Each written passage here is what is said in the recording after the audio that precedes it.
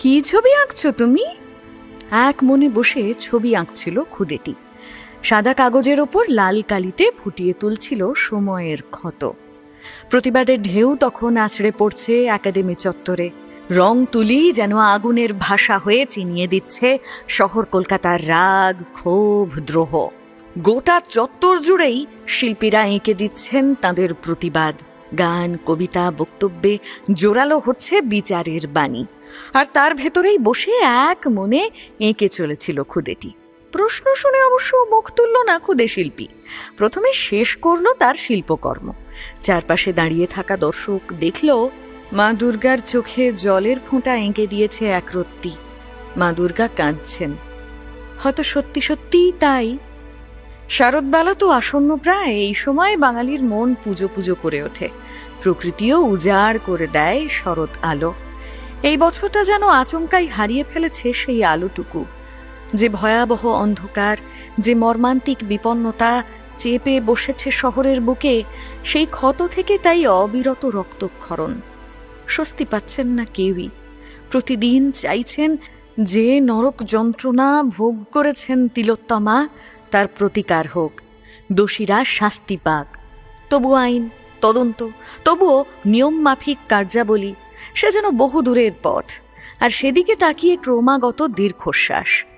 এই শহরের রাজপথে, এই বাংলার পথে সেই দীর্ঘশ্বাস কখনো বেজে উঠছে স্লোগান হয়ে, কখনো চিত্রিত হচ্ছে গ্রাফিটিতে। সময়ের বুকে দলা পাকিয়ে আছে কান্না। তাহলে মা দুর্গা কি কাঁদবেন না? তিনি তো এই বাংলারই ঘরের মেয়ে। বাঙালিরা সেভাবেই তাকে কল্পনা করেছেন। তিনি অসুর নাশিনী, অশুভ বিনাশিনী। বাঙালির কাছে তার সেই রূপ। সেই তিনিও যেন আজ চোখের জল গোপন করতে পারছেন না। এক মনে আঁকছিল খুদে। মা দুর্গা হলেন ষড়ভুজা। প্রথমে 3টি হাত আঁকা হলো। সেই 3 হাতে উঠে এলো অস্ত্র। এবার বাকি 3 হাত।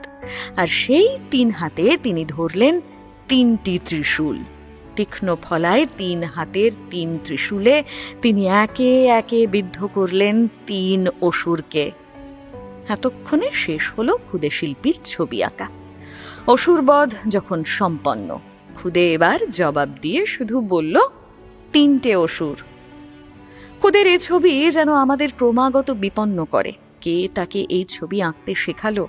হয়তো তার মা, কিংবা এই সময়।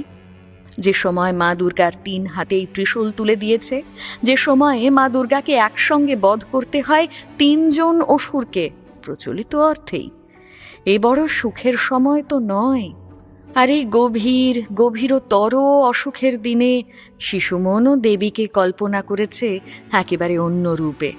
তিনি কাঁদছেন, আবার অশুভ শক্তিকে বিনাশও করছেন, ঠিক যেন এই সময়টারই প্রতিরূপ।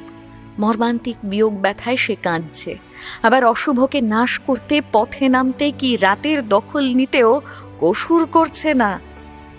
সময়ের দুর্বিষহ ক্ষত শিশু মনে যে ছাপ ফেলল, তাই তো উঠে এলো তার খাতায়। প্রতিবাদ রাজনৈতিক নাকি অরাজনৈতিক, তা নিয়ে দিকে দিকে এলিট তর্ক। কার প্রতিবাদ কতখানি সাচ্চা, তাও যেন গঙ্গা জলে ধুয়ে মিলিয়ে নেওয়া হচ্ছে। আর তার ভেতরে বসে থেকে থেকে ফিরে আসে ওই শিশু মনের কল্পনা। শারদ ছবি বদলে গিয়েছে যার কাছে। এই ছবি যেন সকলের কাছেই প্রশ্ন তুলছে। অহেতুক তর্ক, বিবাদ, অমূলক মন কষাকষি করে এই বাস্তবতাকে কি কোথাও অস্বীকার করা হচ্ছে না? যে বাস্তবতা এমন ছবির জন্ম দেয়, তা মুছে ফেলার জন্য নাগরিকরা প্রত্যেকে তার দায়িত্ব পালন করছেন। তো শিশু তো মা দুর্গার হাতে 3টে ত্রিশূল ধরিয়ে দিতে পেরেছে, তবে অন্যায় রোধের সেই সম্মিলিত ত্রিফলা কি আদৌ আমাদের হাতে আছে? একটা ছবি, শিশু মনের এক কল্পনা, ক্রমাগত তুলে ধরছে আমাদেরই ছেঁড়া ফাটা তালিমারা আকাশটাকে। আমাদের দুর্ভাগ্য যে আমরা এই শিশুকে সুসময় উপহার দিতে পারিনি। আমাদের সৌভাগ্য যে দুঃসময়কে প্রতিবাদের ভাষায় অনুবাদ করতে শিখে নিচ্ছে এই শিশুটিও। এইটিই বোধহয় এই সময়ের সবথেকে বড় অবদান। শুনতে থাকুন সংবাদ প্রতিদিন, শোনো।